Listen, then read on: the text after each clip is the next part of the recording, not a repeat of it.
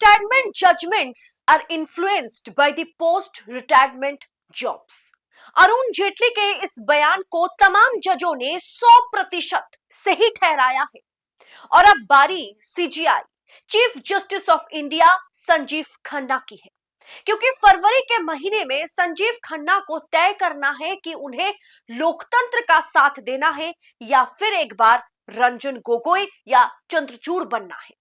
दोस्तों, संजीव खन्ना को यह तय करना है कि क्या न्यायपालिका पर आम जनता का डगमगाता हुआ भरोसा वो वापस लाएंगे या फिर पोस्ट रिटायरमेंट जॉब को सुनिश्चित करेंगे। क्योंकि 11 फरवरी को, जी हां 11 फरवरी को सीजीआई संजीव खन्ना ईवीएम पर सबसे बड़ा और अंतिम फैसला सुनाने जा रहे हैं।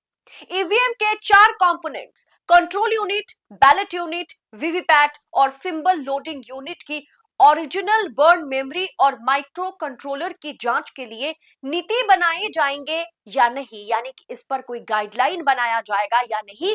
ये अगर सुप्रीम कोर्ट नीति बनाने के पक्ष में फैसला सुनाते हैं, सुप्रीम कोर्ट अगर नीति बनाने की गाइडलाइन बनाने के पक्ष में फैसला सुना दे तो मोदी शाह का चुनावी खेला ही चौपट हो जाएगा। यानी बहुत बड़ा फैसला 11 फरवरी को सीजीआई खन्ना जो है वो सुनाने जा रहे हैं। दरअसल एसोसिएशन फॉर डेमोक्रेटिक रिफॉर्म यानी कि एडीआर द्वारा दायर याचिका पर सुप्रीम कोर्ट 11 फरवरी को सुनवाई करेगा, जिसमें भारतीय चुनाव आयोग, इलेक्शन कमीशन ऑफ इंडिया को ईवीएम के 4 components, control unit, ballot unit, VVPAT और सिंबल लोडिंग यूनिट की ओरिजिनल बर्न मेमोरी और माइक्रो कंट्रोलर की जांच और सत्यापन को अपने स्टैंडर्ड ऑपरेटिंग प्रोसीजर में शामिल करने का निर्देश देने की मांग जो उठाई गई है, उस पर सुप्रीम कोर्ट अपना अंतिम फैसला सुनाने जा रहा है। आप समझ रहे होंगे ना दोस्तों कि यह मुद्दा कितना बड़ा मुद्दा है, क्योंकि अगर कोई भी उम्मीदवार चुनावी फैसले से या नतीजे से खुश नहीं है तो फिर से रिकाउंटिंग की मांग कर सकता है, और ये अधिकार जो है सुप्रीम कोर्ट, हमारी कानून व्यवस्था जो है, यह अधिकार उस व्यक्ति को देता है। लेकिन अगर बर्न मेमोरी के लिए प्रॉपर गाइडलाइन ही नहीं है तो रिकाउंटिंग प्रोसेस में भी धांधली हो सकती है। दोस्तों, मामला इसलिए गंभीर है क्योंकि हाल ही में हमने देखा था कि पंजाब हरियाणा हाईकोर्ट ने महमूद प्राचा को सीसीटीवी फुटेज देने के लिए एक तरीके से चुनाव आयोग को फटकारा था, और रातों रात चुनाव आयोग ने क्या किया? चुनाव आयोग चुनाव में हुई हेराफेरी या धांधली, सच्चाई, उस पर उसकी जो सच्चाई है वो बाहर ना आ जाए, इसलिए उस पर पर्दा ढकने का काम चुनाव आयोग करता है। रातों रात नोटिफिकेशन जारी कर देता है। नोटिफिकेशन जारी करके यह कह दिया जाता है चुनाव आयोग द्वारा कि हम कोई भी सीसीटीवी फुटेज और अब से चुनावी डॉक्यूमेंट सार्वजनिक या पब्लिक नहीं करेंगे। यह बहुत बड़ा फैसला था चुनाव आयोग का, जो हाईकोर्ट के तुरंत आदेश के बाद ही चुनाव आयोग ने लिया था। और चुनाव आयोग का यह फैसला, कानून में बदलाव, नियमों में बदलाव, यह बड़ा सवाल पैदा कर दिया है कि क्या वाकई लोकतांत्रिक तरीके से, क्या पारदर्शिता के साथ चुनाव कंडक्ट कराए जा रहे हैं या नहीं। अब दोस्तों, गणतंत्र दिवस के मौके पर जहां मोदी जी राजीव कुमार की पीठ थपथपाते हुए नजर आ रहे थे, खूब राजीव कुमार की वो तारीफ कर रहे थे, तो उल्टा राजीव कुमार क्या करते हैं? राजीव कुमार ने नरेंद्र मोदी से, मोदी की सरकार से ये मांग कर दी कि देखिए जनाब, हम अच्छा काम तो कर रहे हैं, लेकिन चुनाव आयोग को, मुख्य चुनाव आयुक्त या इलेक्शन कमिश्नर्स को लगातार बदनाम करने का प्रयास जो है, वो आजकल जो ऑल्टरनेटिव मीडिया है, जो सोशल मीडिया है, वो करने का प्रयास जो है किया। मतलब एक तरीके से चुनाव आयोग को कटघरे में खड़ा करने का काम तमाम पत्रकार, खास करके यूट्यूब पत्रकार कर रहे हैं।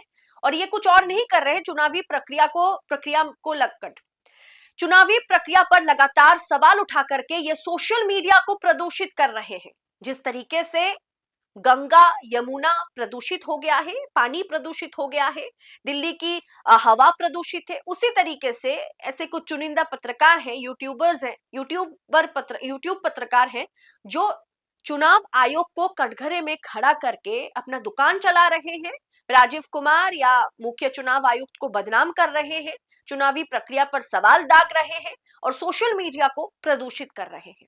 यानी किसी भी सूरत पे चुनाव आयोग कोई भी सच बाहर ना आ जाए, इसके लिए कोई भी डॉक्यूमेंट, सीसीटीवी फुटेज और किसी सवाल का जवाब देना आजकल राजीव कुमार या चुनाव आयोग उचित समझता ही नहीं है। और अगर अगर सीजीआई खन्ना ईवीएम की बर्न मेमोरी की जांच के लिए कोई गाइडलाइन बना देता है, नीति बनाने पर चुनाव आयोग के खिलाफ फैसला सुना देता है, तो चुनाव आयोग को आदेश देता है कि आपको गाइडलाइन बनाने होंगे और पूरी तरीके से आम पब्लिक हो, विपक्ष हो, चुनावी उम्मीदवार हो, उनके साथ सहयोगिता करनी है। तो सोचिए, ये चुनाव आयोग के मुंह पर जोर का तमाचा साबित होगा। सीजीआई संजीव खन्ना और जस्टिस दीपंकर दत्ता की खंडपीठ ने 2024 के हरियाणा चुनावों में इस्तेमाल की गई इलेक्ट्रॉनिक वोटिंग मशीनों के सत्यापन और जांच की मांग करने वाले करण सिंह दलाल बनाम चुनाव आयोग के साथ इस मामले को 11 फरवरी को सुनवाई के लिए सूचीबद्ध किया है। यानी एक ही मुद्दे पर दो अलग अलग याचिकाओं पर एक साथ सुनवाई होनी है। एक है हरियाणा चुनाव को लेकर के कांग्रेस नेता करण सिंह दलाल और लखन कुमार सिंगला वर्सेस चुनाव आयोग, दूसरा एसोसिएशन फॉर डेमोक्रेटिक रिफॉर्म्स यानी एडीआर बनाम चुनाव आयोग। दोनों याचिकाओं में मुख्य तर्क यह है कि 1 जून 2024, 16 जुलाई 2024 को चुनाव आयोग द्वारा जारी प्रशासनिक और तकनीकी मानक संचालन प्रक्रियाओं में ईवीएम की जली हुई मेमोरी या माइक्रो कंट्रोलर सिंबलिंग यूनिट जो है, उसकी जांच और सत्यापन के लिए पर्याप्त गाइडलाइन नहीं है। पर्याप्त गाइडलाइन बहुत जरूरी है। चुनाव आयोग को गाइडलाइन बनाने हैं और अगर इस पर सीजीआई खन्ना एक बार मुहर लगा देते हैं तो चुनावी खेल ही बिगड़ जाएगा, जिस खेल के जरिए बीजेपी हर राज्य में खेला करती चली जा रही है। वो खेल ही बिगड़ जाएगा, वो समीकरण ही बिगड़ जाएगा। लेकिन सवाल उठता है कि क्या सीजीआई खन्ना लोकतंत्र का साथ देंगे? दोस्तों, सोचने वाली बात यह भी है कि सीजीआई खन्ना उस पीठ का हिस्सा रहे जो ईवीएम और वीवीपैट की 100% मिलान की याचिका को बेकार और फुजूल बता करके खारिज कर दिया है। लेकिन तब तो वो जस्टिस थे, अब वो चीफ जस्टिस है। सीजीआई खन्ना की पीठ ने यह कहा था कि 100% नहीं, लेकिन 5% की मिलान ईवीएम के लिए जरूरी है। लेकिन चुनाव आयोग, राजीव कुमार, वो 5% मिलान कराने में भी हिचकिचाते हैं। ईसी को, इलेक्शन कमीशन को मौत आ जाती है, 5% मिलान भी वो ईवीएम का कराना नहीं चाहते। दरअसल सुप्रीम कोर्ट ने अपने फैसले में पहले ही कहा था कि कोई उम्मीदवार या पार्टी अगर चुनावी रिजल्ट से संतुष्ट नहीं है, सेटिस्फाइड नहीं है, तो वो रिकाउंटिंग की मांग कर सकता है। लेकिन अगर डेटा ही डिलीट कर दिया जाए तो फिर क्या होगा? इसीलिए बर्न मेमोरी पर कोई ठोस गाइडलाइन जरूरी है। एडीआर ने चुनाव आयोग पर किसी भी चुनावी मामले में सहयोग ना करने का भी आरोप लगाया है। तो सोचिए, रिटायरमेंट के बिल्कुल पहले पहले राजीव कुमार को अगर बड़ा झटका सुप्रीम कोर्ट दे दे, सीजीआई खन्ना दे देते हैं, तो 18 फरवरी को वो रिटायर होने जा रहे हैं और उससे पहले 11 फरवरी को अगर ईवीएम को लेकर के कोई बड़ा फैसला सुप्रीम कोर्ट सुनाता है तो पूरी तरीके से उनकी रिटायरमेंट पार्टी जो है बेकार हो जाएगी। आपको इस विषय पर आपकी राय क्या है? आप इस विषय को किस एंगल से आंक रहे हैं? कमेंट कर अपनी राय हमारे साथ शेयर जरूर कीजिएगा, क्योंकि ऐसी खबरें हम आप तक पहुंचाने की जी तोड़ कोशिश में लगे हुए हैं ताकि चुनावी प्रक्रिया को हम और पारदर्शी बना सके। चुनावी प्रक्रिया को लेकर के तमाम तरह के सवाल जवाब जो है वो चर्चाएं जरूरी इसलिए हैं कि अगर चुनावी प्रक्रिया को हम पारदर्शी बना पाएंगे तो हम लोकतंत्र को भी बचा पाएंगे, और लोकतंत्र तब बचेगा जब सच बचेगा। इसलिए सच्ची खबरें इसी तरीके से पाने के लिए न्यूज लॉन्चर को सब्सक्राइब करें। फिलहाल इस रिपोर्ट में इतना ही, जल्द होगी मुलाकात। बहुत बहुत शुक्रिया। जय हिंद, जय भारत।